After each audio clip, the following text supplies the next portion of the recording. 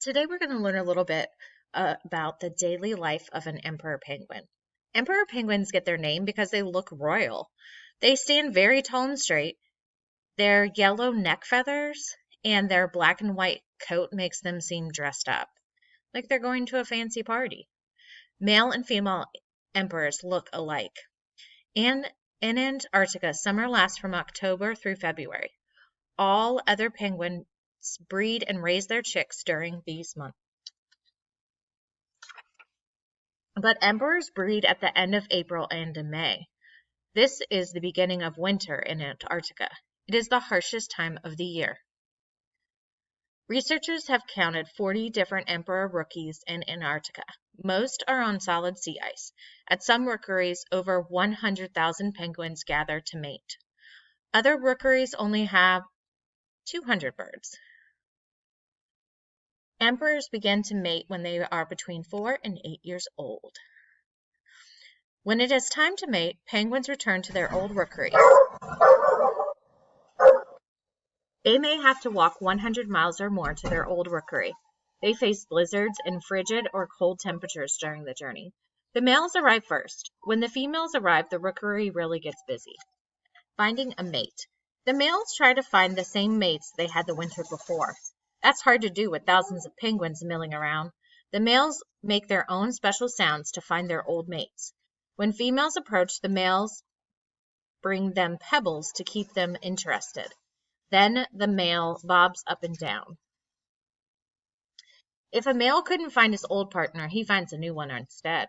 In May or June, after about 65 days, the females lay just one egg. They pass it carefully over to the males. Emperors don't build nests. Now it's the male's job to care for the egg. The female makes the long journey back to sea. They will spend the winter feeding in the ocean. When the chicks are ready to hatch, the mothers return. Meanwhile, the males remain behind with the eggs. They must watch 8 long weeks until the chicks hatch. So it's the male that takes care of the egg. With this animal. Each egg weighs 1 pound. Males work hard to protect their eggs. Just one mistake and the egg will break or freeze. The males quickly put the egg on the top of their feet. Then they lean back a little to cover their egg with a special flap of skin on their stomachs called a broad patch. If they keep the egg covered, it will remain warm and safe. In fact, it will be as warm as a human, about 98.6 degrees. The dark and icy winter sets in as the emperors stand guard over the eggs.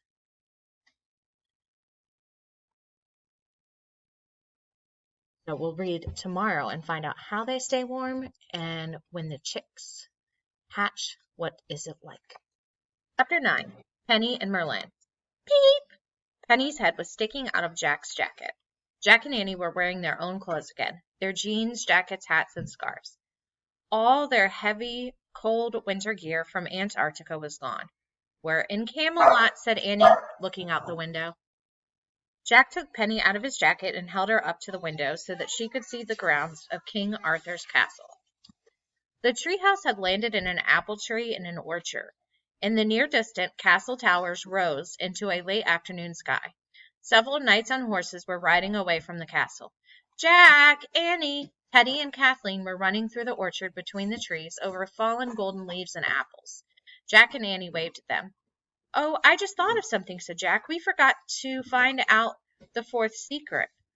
What do you mean? It's Penny. No, I don't think so. Remember, Leonardo da Vinci told us a secret of happiness has to be available to everyone. Not many people can have their own baby penguin. Oh, right, said Annie. Jack, Annie, come down. Teddy and Kathleen called from below. We're coming, said Annie. Jack put Penny inside a jacket, then carefully climbed down the rope ladder after Annie. Oh, what did you bring back with you? Said Kathleen. Penny was peeking out of Jack's jacket again. A baby penguin for Merlin, said Annie. Look at her. She's beautiful. Indeed, said Teddy, patting Penny's downy head. Peep! She wants to help Merlin, said Annie. Then let us hurry to him at once, said Teddy. Come follow us. Kathleen and Teddy led the way between the trees to a small wooden cottage at the edge of the orchard. Merlin's in there, asked Jack. 'Tis a garden house he's always loved as a child, said Teddy.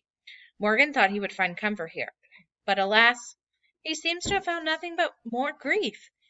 He will eat nothing, and he hasn't spoken for days. Teddy opened the door to the cottage and ushered Annie back inside. Morgan was sitting by Merlin's bed. Late afternoon light slanted through the window onto the magician's face. He lay very still. His eyes were closed and his hands were folded on his chest. A chill went through Jack. Merlin hardly looked alive. Morgan turned around. She, too, looked tired, but her face brightened when she saw Jack and Annie. "Thank goodness you have come," she said. Annie crossed the room and hugged Morgan. Jack stepped forward with Penny. "Look what we've brought for Merlin," he whispered. "Oh," said Morgan. The enchantress gently touched the little penguin. "She's lovely indeed," she whispered. "Thank you for bringing her." Morgan turned back to Merlin. "Merlin," she said, "Jack and Annie from Frog Creek are here. They want to talk with you." Annie stepped forward while Jack stood in the shadows with Penny. "Hi, Merlin," said Annie. "How are you doing?" The magician didn't open his eyes, but he nodded to let Annie know he heard her. "When we have 4 secrets of happiness to share with you," said Annie. She reached into Jack's backpack. She pulled out a poem that the poet Basso had given her on their trip to old Japan. "Listen, here's a poem from a man named Basso," said Annie. He read the short poem. "In old pond, a frog jumps in, the sound of water." The secret of happiness for Basso was that he paid attention to all small things in nature.